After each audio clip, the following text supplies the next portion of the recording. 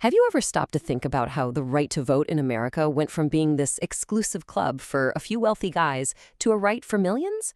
Well, let me tell you, it was not a quiet, polite evolution. It was a revolution, and it was driven by ordinary people who were demanding a voice.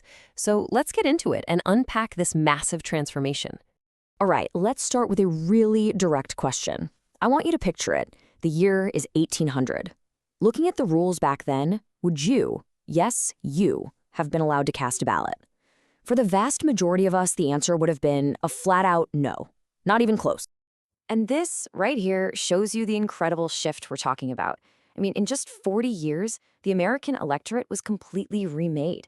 So the big question is, how on earth did that happen?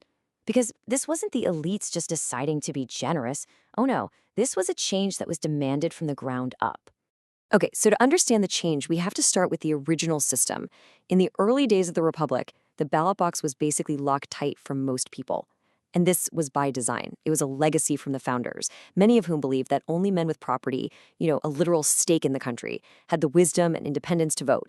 So this was the big hurdle, property qualifications. It had nothing to do with your character or how smart you were or how hard you worked. It was all about whether you owned a piece of land.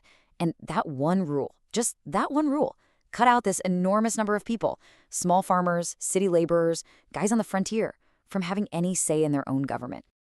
So what was the spark that lit the fuse for change? Well, it turns out it was a devastating economic crash. The Panic of 1819 wasn't just some small downturn. It was a brutal nationwide crisis that took all that economic pain and turned it into a powerful political movement. You can almost see it happening like dominoes falling. First, the national bank suddenly tightens up credit. At the exact same time, demand for American goods like cotton just tanks in Europe. And the result? Absolute chaos. We're talking massive unemployment, businesses going belly up, people literally being thrown into prison because they couldn't pay their debts. And this, right here, this really gets to the heart of it. For all these working men who saw their lives completely wrecked by policies they had zero say in, the connection became painfully clear. The Panic of 1819 politicized an entire generation. They learned a really harsh lesson. If you don't have a political voice, you are completely vulnerable to the decisions of the powerful. So this feeling of powerlessness, it just fueled this massive movement. The push for the right to vote wasn't some single organized event. It was more like a bunch of different pressures from all corners of society, all bubbling up at the same time, and all demanding the same thing. Give us the vote. So let's break down where this pressure was coming from. You had the working guys in the cities and farmers out in the country. But then you also had this really powerful example being set by the new Western states. As they joined the Union, they were writing constitutions that let all white men vote, no property needed. And that made the older states on the East Coast look totally old-fashioned. And sometimes the pressure just boiled over into actual conflict. I mean, just look at the Dorr Rebellion in Rhode Island. It's a perfect case study of people literally fighting for the vote. The state was still using its old colonial charter, which kicked a huge chunk of the male population out of the voting booth. So what did Thomas Dorr and his supporters do? They just wrote their own constitution and set up their own government. It was so bold, so radical. And even though they lost the fight militarily, the public support they got was so huge it forced the state's hand. So the pressure works. State after state starts getting rid of these property qualifications. And the effect is, well, it's massive. Suddenly you have millions of new voters flooding into the political arena. And this just completely and totally remakes the entire political landscape of the country. The very idea of what gave a government power had changed. Legitimacy didn't come from a small circle of wealthy elites anymore. It came from the masses, from the people. Politicians now had to appeal to a much, much broader group of citizens. And this huge shift is what we now call Jacksonian democracy, an era that was all about the rise of the common man in politics.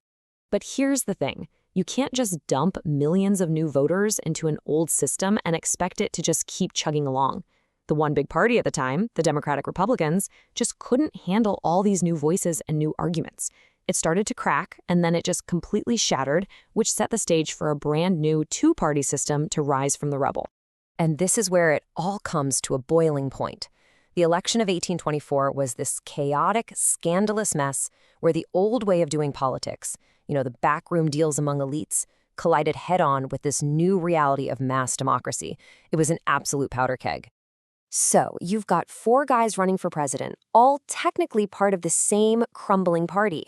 Andrew Jackson, the big war hero, he gets the most popular votes. He gets the most electoral votes.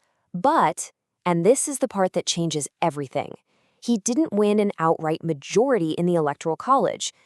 Now, the Constitution has a rule for this. It says the decision goes to the House of Representatives. And guess who the Speaker of the House was? Henry Clay, one of the guys who just lost the election. So he's out of the running for president, but now he's suddenly in the position of being the kingmaker. So what does Clay do? He uses all his influence to get John Quincy Adams elected president. And what's the very next thing that happens after Adams wins? He appoints Henry Clay to be his Secretary of State, which back then was seen as the main stepping stone to the presidency. To Jackson's supporters, this was an unbelievable backroom deal. They called it the corrupt bargain, a conspiracy that stole the election from the man who actually won the most votes. The fallout from this bargain was just enormous. It was the final nail in the coffin for the old party. By the time the next election rolled around, 2 brand new, opposing parties had risen from the ashes. The Democrats, who rallied around Jackson and the idea of the common man, and the Whigs, who were against Jackson and wanted a stronger federal government. The modern American 2-party system was officially born. So if we take a step back and look at this whole wild period, what does it really tell us about American democracy? I mean, this is basically an origin story for how we even define who gets to be a part of our government. And here's the most important takeaway of all. This right, the right to vote, wasn't just given to people. It was demanded, it was fought for, it was won by ordinary citizens. It's such a powerful illustration that American democracy isn't some static thing that was handed down perfectly from the founders. It's dynamic, it's messy, and it's constantly being shaped and reshaped by the people. This whole story is just a powerful reminder of how a push for more inclusion, for more accountability, can fundamentally change a nation's entire path. And it really makes you wonder, doesn't it? What other moments in history, here or around the world, show that exact same pattern of popular demand from below completely shaking up the established order? It's definitely something to think about.